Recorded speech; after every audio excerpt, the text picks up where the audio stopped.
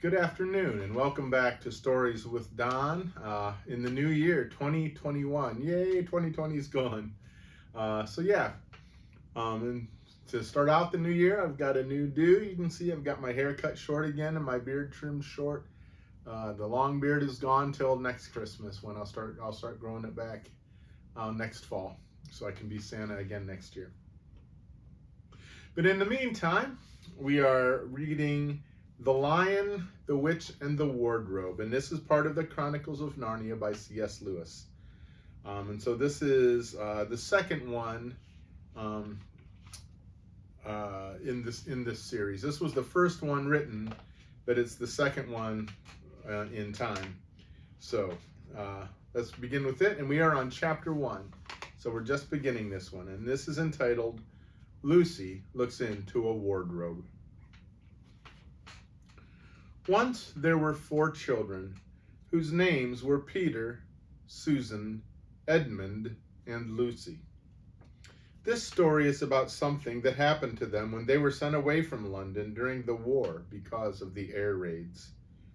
They were sent to the house of an old professor who lived in the heart of the country, 10 miles from the nearest railway station and 2 miles from the nearest post office. He had no wife, and he lived in a very large house with a housekeeper called Mrs. Macready and 3 servants. Their names were Ivory, Margaret, and Betty, but they do not come into the story much. He himself was a very old man, with shaggy white hair which grew over most of his face as well as on his head, and they liked him almost at once. But on the first evening when he came out to meet them at the front door, he was so odd-looking that Lucy, who was the youngest, was a little afraid of him. And Edmund, who was the next youngest, wanted to laugh and had to keep on pretending he was blowing his nose to hide it. As soon as they had said good night to the professor and gone upstairs on the first night, the boys came into the girls' room and they all talked it over. "We've fallen on our feet, and no mistake," said Peter. "This is going to be perfectly splendid. That old chap will let us do anything we like." "I think he's an old dear," said Susan. "Oh, come off it," said Edmund, who was tired and pretending not to be tired, which always made him bad-tempered. "Don't go on talking like that." "Like what?" said Susan. "And anyway, it's time you were in bed." "Trying to talk like mother," said Edmund. "And who are you to say when I'm to go to bed? Go to bed yourself." "Hadn't we all better go to bed?" said Lucy. "There's sure to be a row if we're heard talking here." "No, there won't," said Peter. "I tell you, this is the sort of house where no one's going to mind what we do. Anyway, they won't hear us. It's about 10 minutes' walk from here down to that dining room, and any amount of stairs and passages in between." "What's that noise?" said Lucy suddenly. It was a far larger house than she had ever been in before, and the thought of all those long passages and rows of doors leading into empty rooms was beginning to make her feel a little creepy. "It's only a bird, silly," said Edmund. "It's an owl," said Peter. "This is going to be a wonderful place for birds. I shall go to bed now. I say, let's go and explore tomorrow. You might find anything in a place like this. Did you see those mountains as we came along? And the woods? There might be eagles. There might be stags. There'll be hawks." "Badgers," said Lucy. "Foxes," said Edmund. "Rabbits," said Susan. But when next morning came, there was a steady rain falling, so thick that when you looked out of the window, you could see neither the mountains nor the woods, nor even the stream in the garden. "Of course it would be raining," said Edmund. They had just finished their breakfast with the professor, and were upstairs in a room he had set apart for them. A long, low room with 2 windows looking out in one direction and two in another. "Do stop grumbling, Ed," said Susan. 10 to 1 it will clear up in an hour or so, and in the meantime we're pretty well off. There's a wireless and lots of books. Not for me, said Peter. I'm going to explore in the house. Everyone agreed to that, and that was how the adventures began.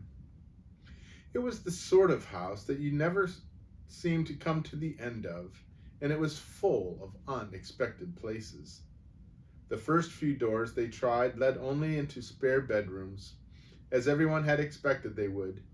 But soon they came to a very long room full of pictures, and they found a suit of armor, and after that was a room all hung with green, with a harp in one corner.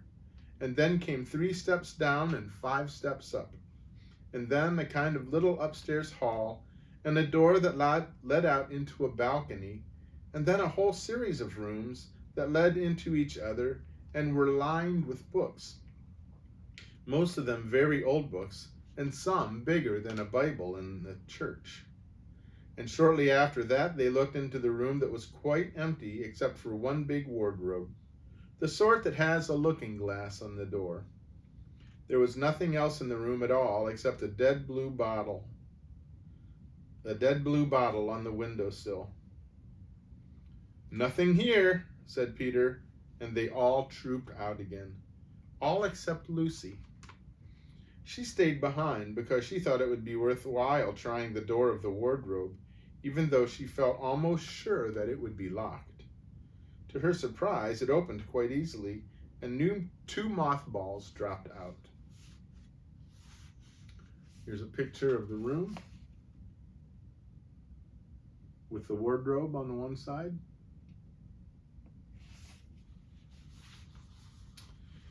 Looking into the inside, she saw several coats hanging up, mostly long fur coats. There was nothing Lucy liked so much as the smell and feel of fur. She immediately stepped into the wardrobe and got in among the coats and rubbed her face against them, leaving the door open, of course, because she knew it was very foolish to shut oneself into a wardrobe. Soon she went further in and found that there was a second row of coats hanging up behind the first one. It was almost quite dark in there, and she kept her arms stretched out in front of her so as not to bump her face into the back of the wardrobe. She took a step further in, then 2 or 3 steps, always expecting to feel woodwork against the tips of her fingers, but she could not feel it. This must be a simply enormous wardrobe, thought Lucy, going still further in and pushing the soft folds of the coats aside to make room for her. Then she noticed that there was something crunching underneath her feet. I wonder if that is more mothballs, she thought, stooping down to feel it with her hand. But instead of feeling the hard, smooth wood of the floor of the wardrobe, she felt something soft and powdery and extremely cold. This is very queer, she said, and went on a step or 2 further. Next moment, she found that what was rubbing against her face and hands was no longer soft fur, but something hard and rough and even prickly. Why, it's just like branches of trees, exclaimed Lucy. And then she saw that there was a light ahead of her. Not a few inches away where the back of the wardrobe ought to have been, but a long way off. Something cold and soft was falling on her. A moment later, she found that she was standing in the middle of a wood at nighttime, with snow under her feet and snowflakes falling through the air. Lucy felt a little frightened, but she felt very inquisitive and excited as well. She looked back over her shoulder, and there, between the dark tree trunks, she could still see the open doorway of the wardrobe, and even catch a glimpse of the empty room from which she had set out. She had, of course, left the door open, for she knew that it was a very silly thing to shut oneself into a wardrobe. It still seemed to be daylight there. I can always go back if something goes wrong, thought Lucy. She began to walk forward, crunch, crunch, over the snow, and through the wood toward the other light. In about 10 minutes, she reached it and found it was a lamp post.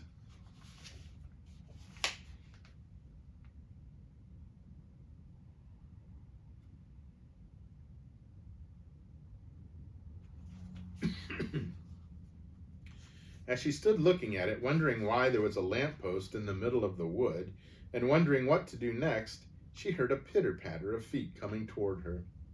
And soon after that, a very strange person stepped out from among the trees into the light of the lamppost. He was only a little taller than Lucy herself, and he carried over his head an umbrella white with snow. From his waist upward he was like a man, but his legs were shaped like a goat's. The hair on them was glossy black, and instead of feet he had goat's hooves.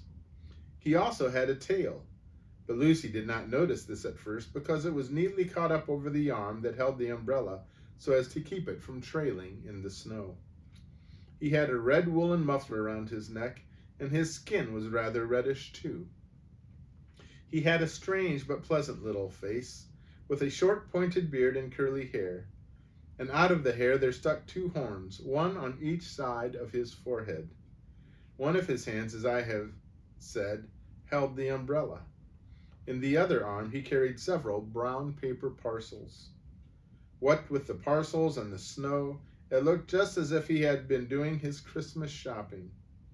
He was a fawn, and when he saw Lucy he gave such a start of surprise that he dropped all his parcels. "Goodness gracious me!" exclaimed the fawn. And that is the end of that chapter. So we have begun into The Lion, the Witch, and the Wardrobe. So we will have to see where it is that Lucy has ended up.